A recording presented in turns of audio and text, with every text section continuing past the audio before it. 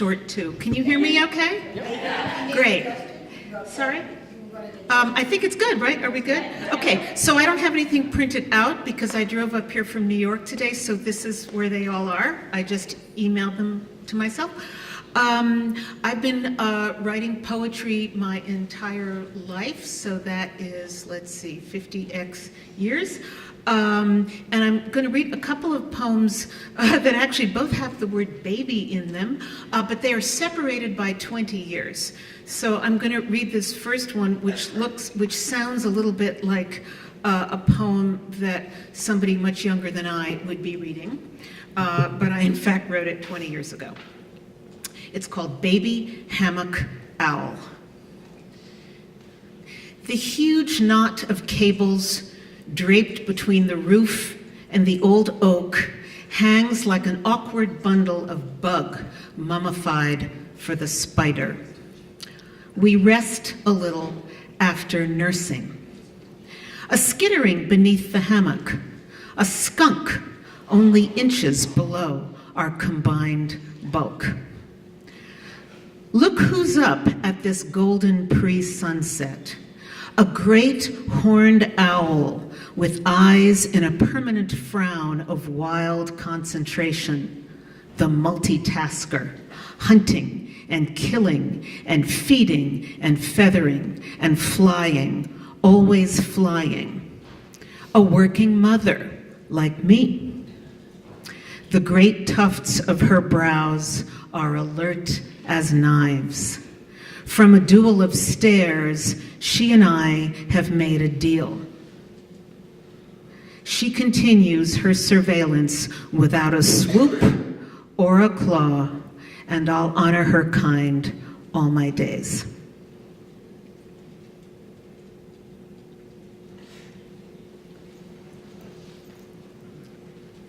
So this other poem, written 20 years later, is called Baby Grand.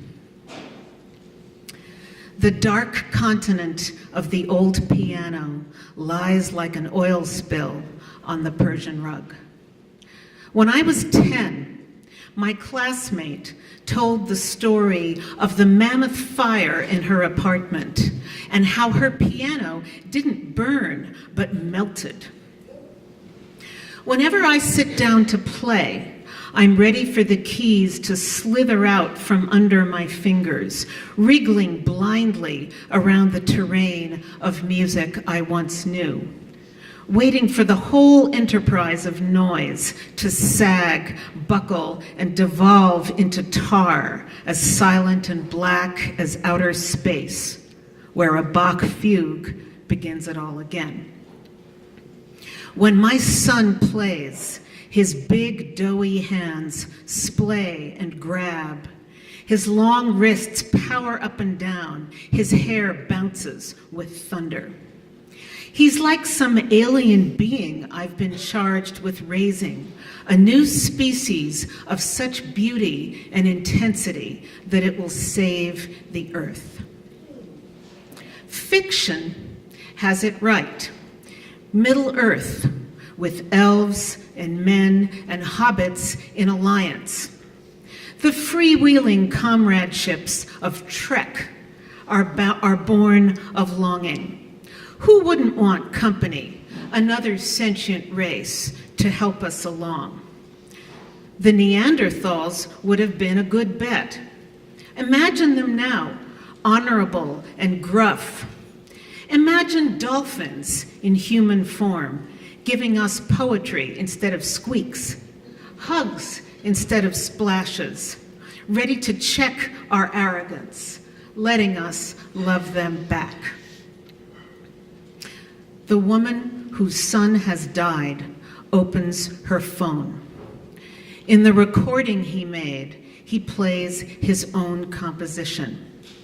She hands me an earbud strung from hers and urges me to lean into this brace of mothers, listening to a melody like lapping waves of a bay, until after some minutes, the piece modulates to a higher, more hysterical key.